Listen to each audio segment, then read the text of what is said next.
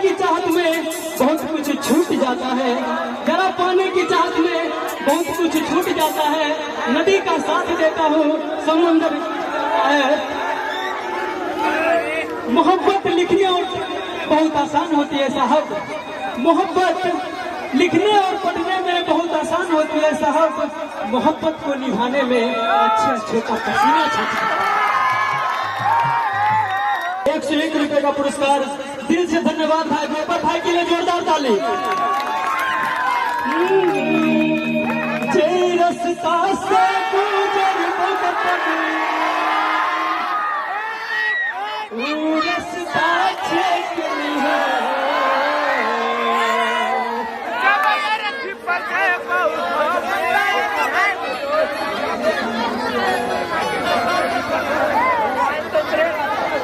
लुत्ती सिंह रोसरा भाई की तरफ से 101 रुपए का पुरस्कार, जोरदार भाई के लिए जोरदार ताली से स्वागत कीजिए। जय रास्ता से गुजर पगली रास्ता छेकनी है,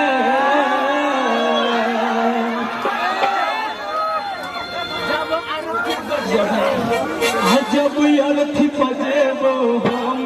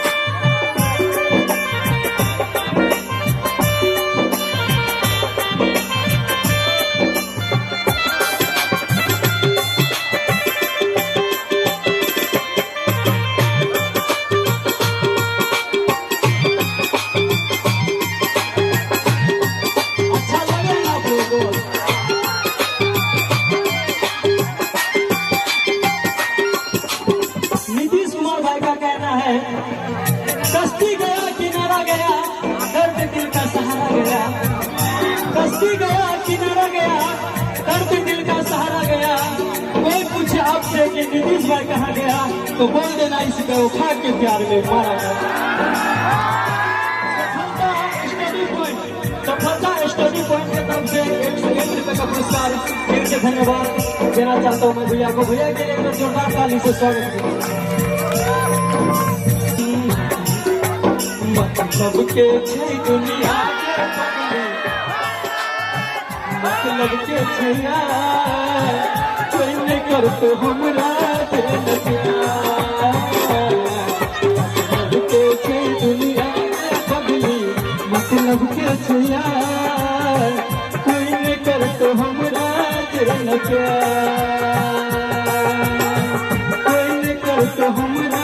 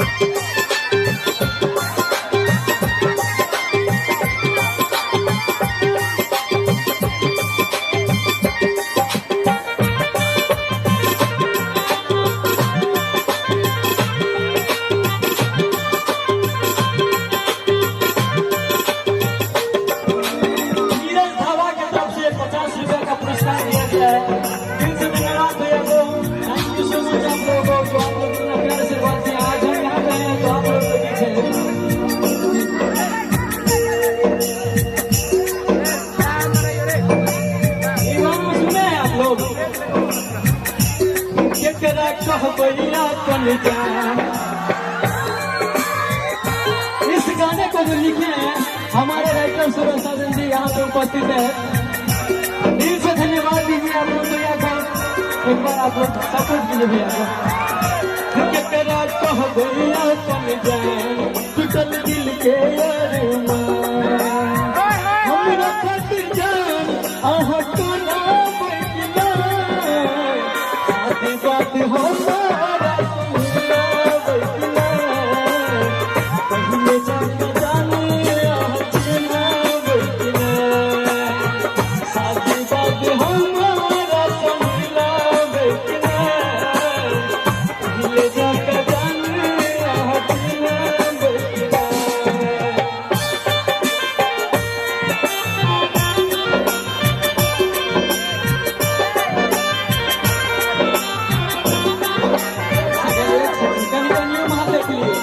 कत्ते दीवाना है क्या कत्ते दीवाना हाथ मिला लिए एक हाथ मिला दो हाथ बढ़ा दो।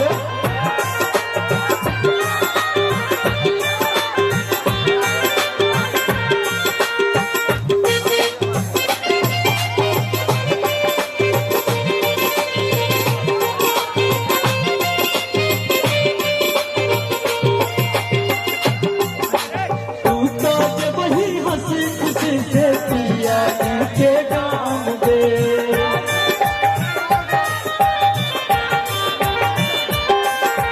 तू तो जब वही हंसी खुशी से पिया के गाम दे छोड़ के दे दो दुनिया हम लुटा के अपन नाम दे। तू बेरी करी है एहसान तू बेरी करी है एहसान हम तो पल्ले फेंक दी है सब कुछ देवो हम एक दिन खोल के देखना सब यार कुछ देवो हम एक दिन खोल के देखना।